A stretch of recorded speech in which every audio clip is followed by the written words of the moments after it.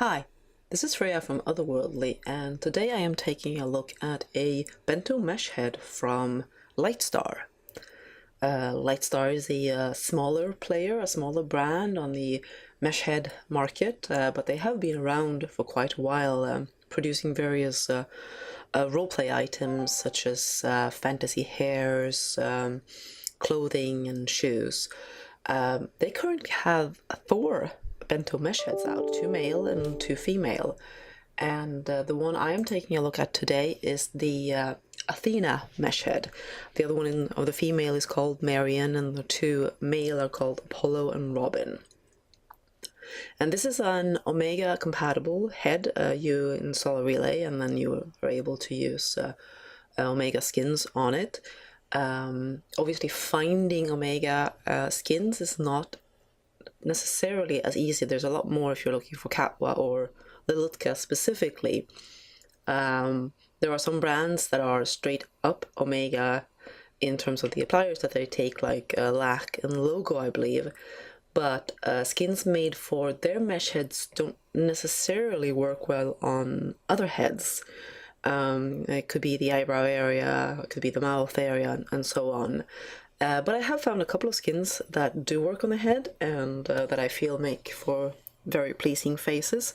So after demoing this head quite a few times during its development cycle, it came out as the first version, and now it's up to the officially released is 1.2. I'm actually here wearing a 1.3 version of the head that the creator sent to me when she was finishing with it, so that I could show it off in this video. And she has been very good about taking feedback and improving her product, and in particular adding some sliders that didn't have an effect from the start, which was putting me off buying the head at that point, even though I was interested in the overall look. And then also refining how some of the sliders work. So I'm very intrigued to see where her business goes from here on. She has talked about making more mesh heads, and I think it's great that we have someone else who's doing bento heads, and in particular maybe not sticking to quite the same style that we're seeing from a lot of the other creators, which gives a particular look but could be limiting if you're looking for something else. I'm going to take a closer look at this head and show you some of the features that I like about it in terms of sort of its shape. And as you can see, I have a slight issue on the neck, and this is, I'm actually not wearing either the neck fit for the slink body or the neck fit from the head, and that gave the best result in this case. I think these appliers from Pixel match up pretty well anyway, but if you're really picky, you might possibly have an issue with that. I also don't know how it will work with the Maitreya body, since I haven't been able to test that. But what I really like is the profile in particular. I like being able to achieve rather strong noses on my shapes, and while Simone from Lilitka did allow a little bit of more of a stronger upper bridge, it was nothing like this, and this is in fact one of the areas where the creator further improved the head. It was possible from the get-go to have a bit more of a strong nose profile, but there was a lumpiness to how the upper bridge responded to the sliders. So I gave some feedback on that, and for this 1.3 version she improved it further, so I was very pleased to see that. I like the mouth as well. It works well at small sizes, it works well at larger sizes too. I think this is the Heidi applier from Pixel. It's actually a logo applier, and I think it works really well on this head. There could perhaps be some areas around the nose where the shading, if it was made specifically for this head, that it might work even better. But I think this is perfectly nice. And I think obviously you may see more Omega appliers as the number of heads in general increases and people find that they want to create one applier that serves several heads instead of specializing, although you'll always have the best result from specializing, so it really depends on the creators how they want to approach it. Now, I'm also going to give you a look at the sort of features of the head behind the scene, and I'm going to take a little look here in the inventory and see what you get for your purchase. As you see here, it is the 1.2 version except for the head itself. So I've just basically gotten a head start on those. They should be out soon when all of the other 3 heads are ready to be updated as well.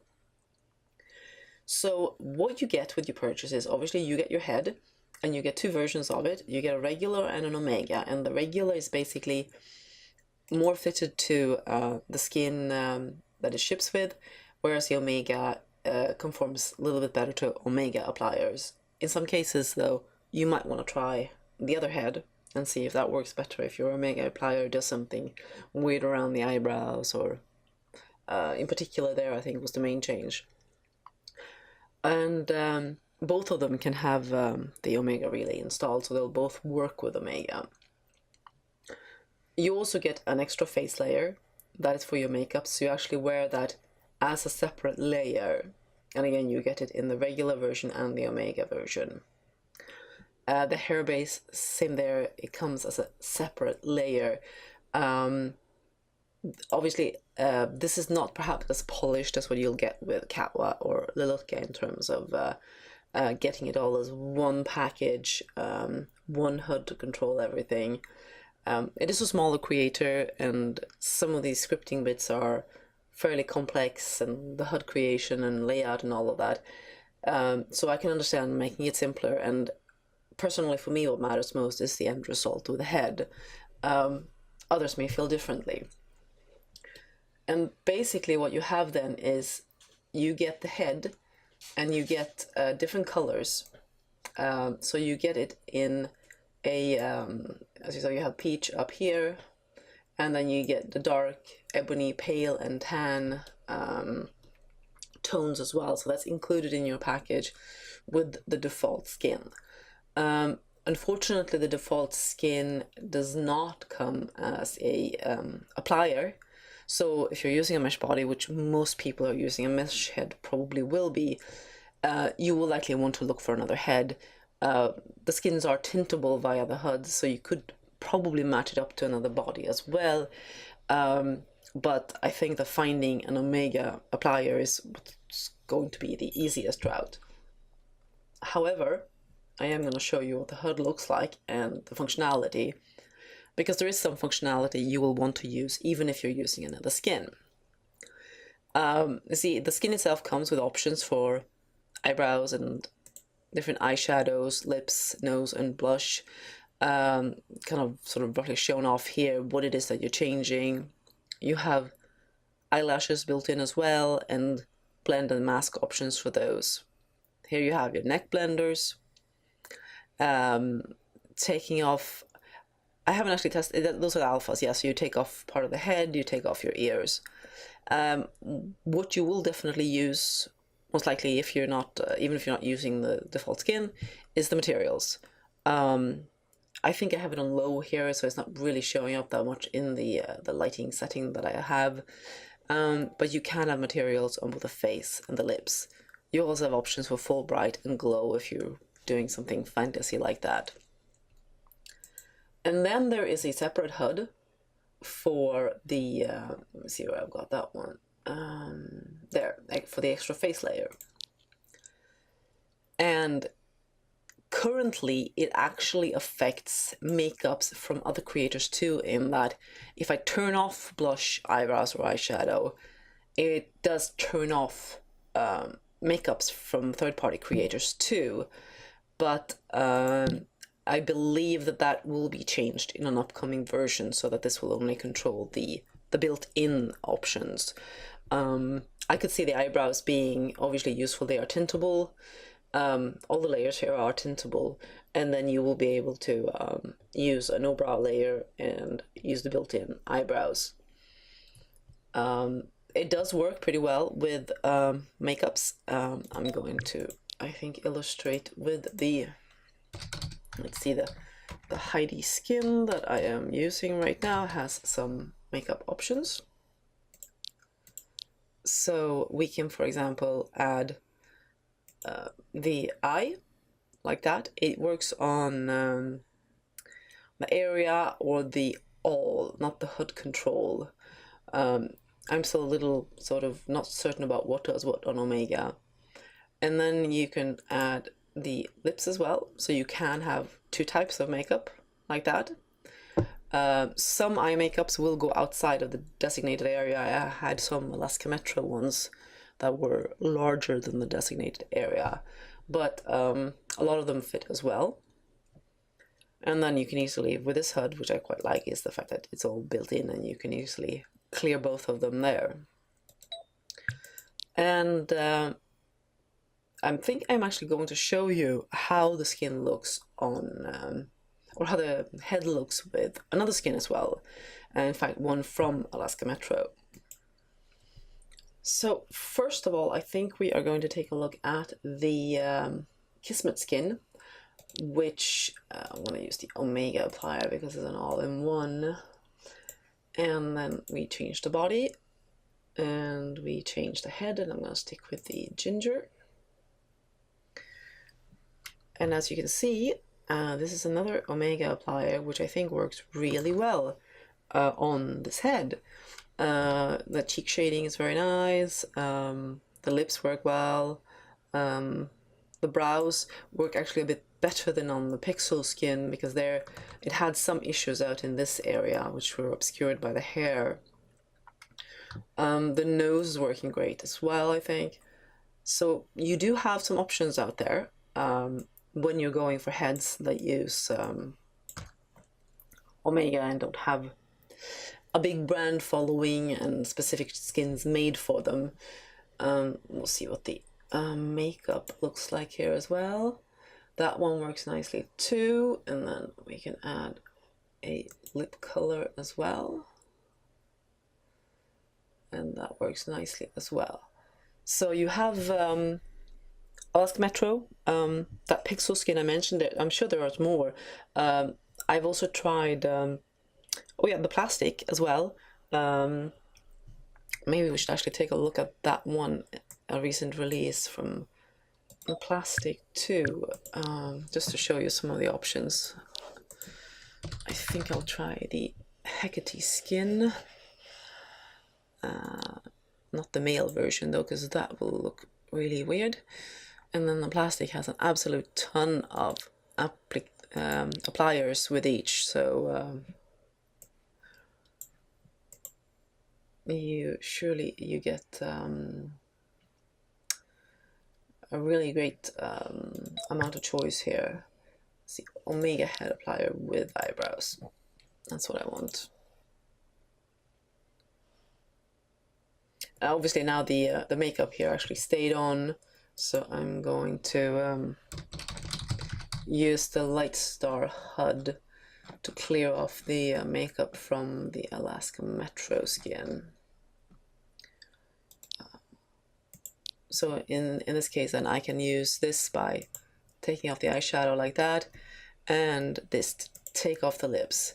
The Hecate skin, as you can see, has a fairly strong makeup applied already. But again, I think the lips work nicely. Maybe the under cheek shading gets a little, chin shading rather, gets a little strong here. Not quite right. The blush is nice though on the cheeks. The brows work pretty well, or I might go for another brow shaper here. But on the whole, this is definitely another candidate to be used with this head, and I would say that all of these skins would work well for the Marion head as well, given that they use a similar UV and a similar structure, just that they have a different base shape. The Athena is a stronger face, the Marion has a bit more of a round, somewhat heart-shaped base shape where it sort of lends itself best. What more? Well, I suppose I could show you some of the slider responses as well. Let me get onto a pose stand for this, and see how I best illustrate this. I'll start from the front here. Take off the applier as well, and get my eyes fixed because I hate when they wobble around like crazy. There we go. Head. Now, head stretch you can do a fair bit with. It responds quite well to that one, and you can get different looks, and obviously you have to play with the other sliders as well to sort of balance it out. The head shape has options, but you have to keep fairly close to the middle. You can get broader cheeks and so on, obviously, with hair hiding, but you do have a little bit of a caving in issue here if you put sliders too far. This is something I have noticed with other heads as well. I think the one that handles it best so far is Lilotka Simone, but a lot of the other bigger names have problems with that rigging, that if you push the roundness up, the temples cave in. Hair will hide that if you're not fuzzy about sort of knowing precisely what it looks like underneath. But then that can be a limiter on how far you can push those sliders. This one also responds quite a bit, but you can't go, I mean, I see I'm down here in the 30 range. Going much further than that, you start getting some deformation issues when you go either too far up or down. But that's the same as with a system head. You really can't push those so far. Generally, the responses are stronger on this head than something like Lilotka, where if you want to have a strong response on the final product, you end up pushing the sliders quite high up, and then when you take off your mesh head, you look like a total alien. It's not quite as extreme with this head in terms of how weird you look underneath. So basically, Lilotka has moderated the influence of the sliders quite a bit to have more control and less breakage, but it also gives you a little bit less flexibility. Head length, of course, just lengthens it in sort of the profile direction, and I'll show you. But it, you know, it responds well to that one. Although, yeah, your eyelashes, if you're wearing separate ones like I was, end up being left in the air. Some others, the forehead angle, difficult to show with hair on, but it works well to moderate things. Brow, upper cheeks, you can do a fair bit with that too. Does tend to push into the eyes a bit, but that's fairly common as well. Lower cheeks, you can fill them out or slim them down quite a bit. And your cheekbones can move up and down for a stronger look like that, or just pushing them up like that. Eyes are a little fiddly. Here I have, as you see, quite a large eye opening. It doesn't do as much as you think. Obviously you could go, especially with heavy makeup like this, you could narrow it and get a very strong look like that as well, or somewhere in between. They do need to be a little bit larger than your system eyes or in your system shape. It does respond a bit to the outer eye corners, but I haven't found a head so far that does a really good job of, if you want, like tilted eyes. Inner eye corners can be a little squiggly, but you want to balance these. And I think this one does a good job of actually having a nice balance to them. Upper eyelid fold is also one you can play with to get the shape of the eye. And I found that the puffy eyelids were also useful for that, actually. Let me see what else. And then, of course, we have the nose, which responds quite a bit. Let's see here. Your nose size can go quite large or quite small. Get a better angle here. Oops. Don't mind me flipping you back and forth like that.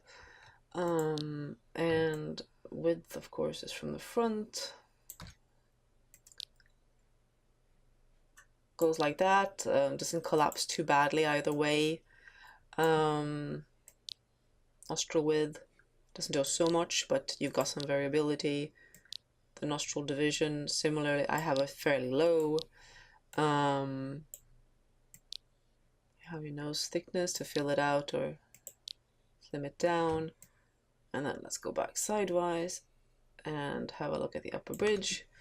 As you see, I have it quite high here, but you know, you can go quite low to get a nose like that, or you can have it so that you have your bump. Lower bridge, if you pull that further out, you will actually get an even stronger nose like that, and then you can go down on the size instead to create another shape. I quite like playing like that with it. The bridge width, let's do the nose tip angle while we're still here. You see you got a fair bit to play with there as well. If you pull it like this, you may want to take the division down a little further. Bridge width doesn't do as much as on a system shape, but can help to even out if the shading isn't quite right. Mouth should be of interest to a lot of people, so you can go wider or smaller. You can have a lot more fullness, a lot less fullness, thickness. You get some movement into the nose, so you obviously there will be things that don't quite work there, but it's the same on some of the other heads. You got your lip ratio, which actually works quite well and doesn't cause any problems with the nose, which is a common problem otherwise. Your mouth corners, you have to go quite low to get a frowny mouth, and then it quickly goes into a little bit more smiley. Lip cleft doesn't do that much, but it's a tricky one. I've seen similar issues, and similarly the lip here, the width, I guess, yes, it just changes the outer corners primarily. And then we have the chin. So you got your chin angle, quite a lot on that one.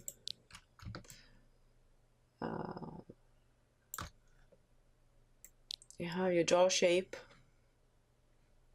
which also gives a fair bit of variability in how you want it to come out, and your chin depth. Jaw angle was one of the sliders that wasn't enabled initially on these heads.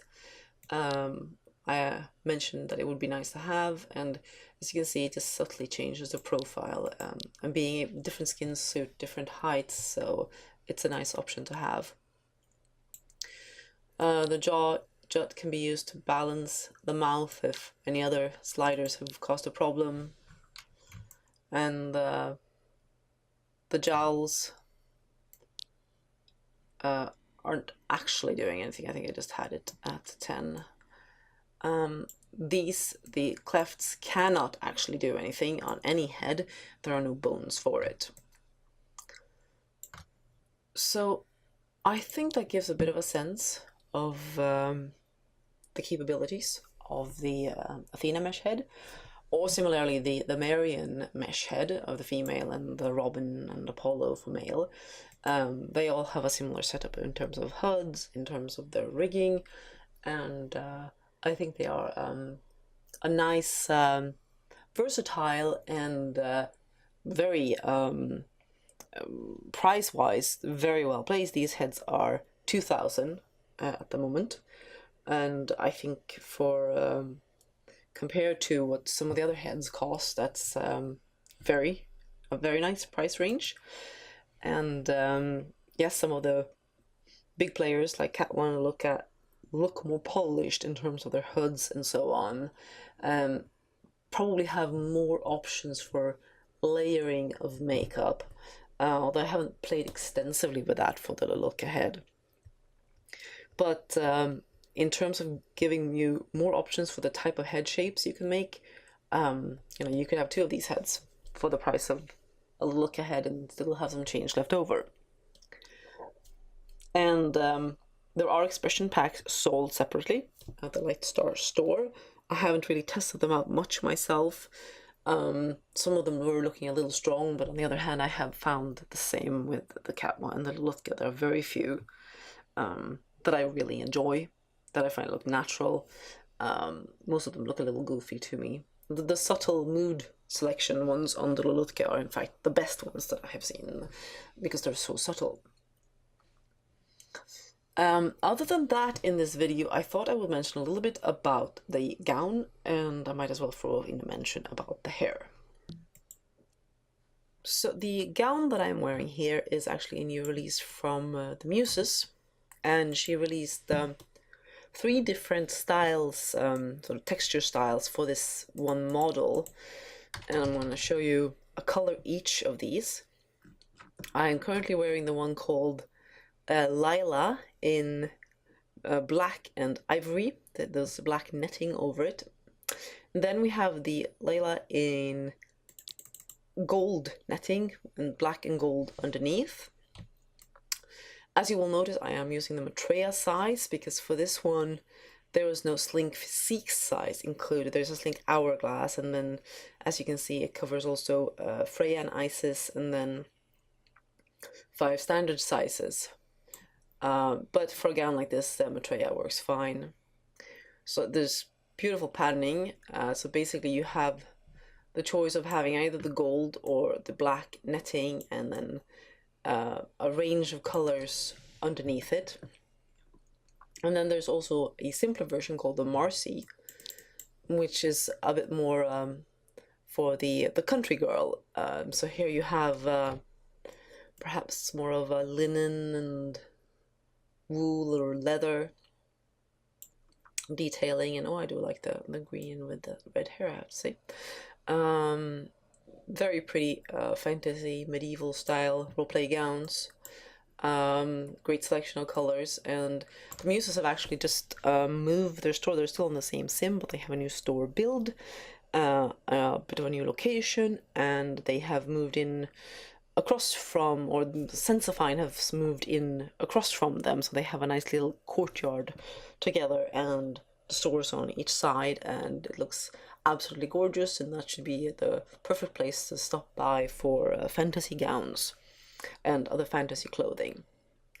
And the hair that I have on is one of Truth's from the Epiphany Gacha. This specifically is the wind style. There is also the ice and the fire styles. So I think you can guess what that was inspired by. And I love these sort of long fantasy hairs. The braid detailing, and the bangs are separate, so you don't have to wear them. Let's see if I can manage to actually get them to... I'll just take them off from here, it's easier. If it's gonna cooperate, say there. If you want to show off a bit more of the face, you just take off the bangs like that, and you can study that pretty profile that you can make with the Athena head much more easily. So that would be about it for this video, I think. If you have any questions about the LightStar heads, I will do my best to answer those, or of course you can look up the creator. She's on Flickr, and she has a Facebook for the store too, I believe, and that she's been very happy to get feedback, and would like to know what sort of heads people want to see in the future, do try them out. Don't dismiss them out of hand because the default skins included are a bit more simplistic. You really, I mean, this is all about the bento mesh. That's what you want to have to work with. That's where you want your options to be able to create just the face that you want. And for me, I'm quite happy to have more options like this, and I suspect that this won't be the last LightStar head that I add to my collection.